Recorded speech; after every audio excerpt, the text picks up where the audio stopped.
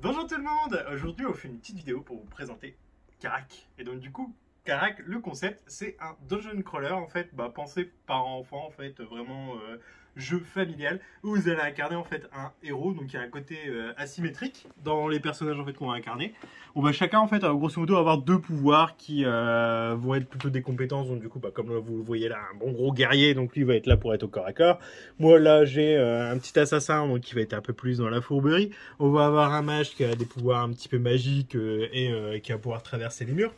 Ce qui permet en fait une plutôt bonne rejouabilité en fait au jeu, parce que selon le héros qu'on va jouer, en fait la manière de jouer au jeu n'est pas la même en fait. On va pas appréhender le jeu de la même façon. Niveau des actions, c'est super simple. On commence tous en fait dans une petite salle de base avec une fontaine de vie. Et on va pouvoir en fait faire 4 déplacements. Et donc du coup dans les actions qu'on peut entreprendre dans le jeu, on peut se déplacer, donc du coup dans une salle qui soit connue ou pas connue, et interagir avec cette salle. Donc du coup moi on va dire, bon je commence mon tour de jeu, je vais faire une exploration, paf.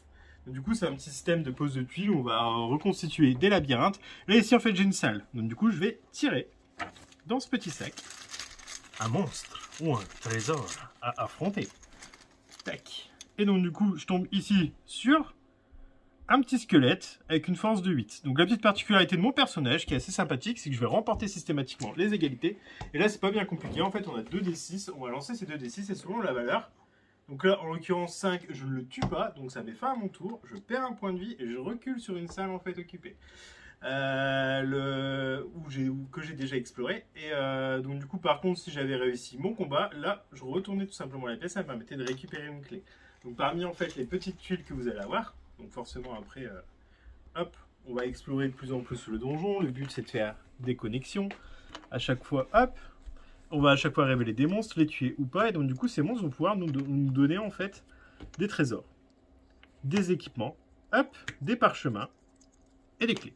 Le concept des clés, c'est que ça va nous permettre en fait justement d'ouvrir ces coffres. Et donc du coup, hop, ceux-là, pardon, qu'on va pouvoir générer aussi sur les salles, et donc du coup ça va nous donner des points de victoire. Donc je vous laisse imaginer un petit peu le concept de oh, tiens je me déplace ici, ah je fais apparaître un coffre mais j'ai pas de clé.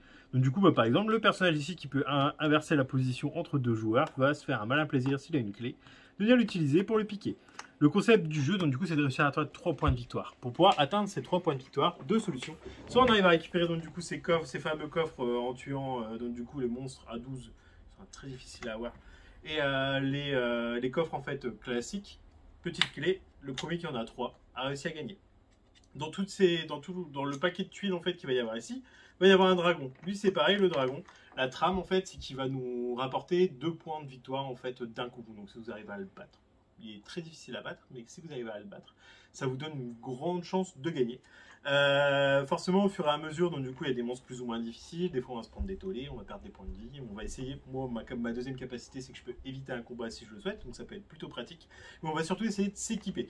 On va pouvoir s'équiper avec des armes, avec des parchemins pour augmenter en fait au final la valeur de mes dés, parce que si j'ai une autre épée et une dague, ça va me booster en fait ma valeur de mes dés, donc du coup potentiellement pouvoir rattraper les jets de dés que j'ai pas fait suffisamment puissants. Le jeu est fluide, on joue très rapidement en fait son tour de jeu, chacun joue et vraiment le concept c'est on n'est pas forcément obligé de se suivre, on peut chacun partir un petit peu dans sa direction.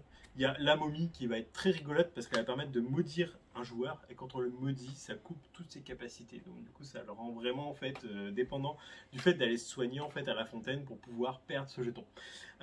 Donc du coup c'est un jeu 2 à 5 joueurs, donc du coup d'où aussi l'aspect familial, c'est mis pas à 4 joueurs, on peut avoir un cinquième, ça se joue bien à 2 aussi parce que du coup on reste sur cette synergie où on n'est pas non plus trop hyper dépendant du jeu des autres. On est sur du 7 ans et plus pour 45 minutes de partie. Et 45 minutes de partie, on est vraiment sur une partie justement à 5 maximum de configuration, je dirais plus vers la demi-heure. 7 ans, c'est même pas obligatoire. Enfin, clairement, 6 ans pour moi il est tout à fait accessible. Et c'est un jeu où moi, ma première partie, je l'ai fait avec Fabien, on s'est vachement marré. Et on l'a fait jouer plus d'une fois en fait, justement, lors de nos après-midi enfants ou ce genre de choses-là. Et ça tourne toujours très bien.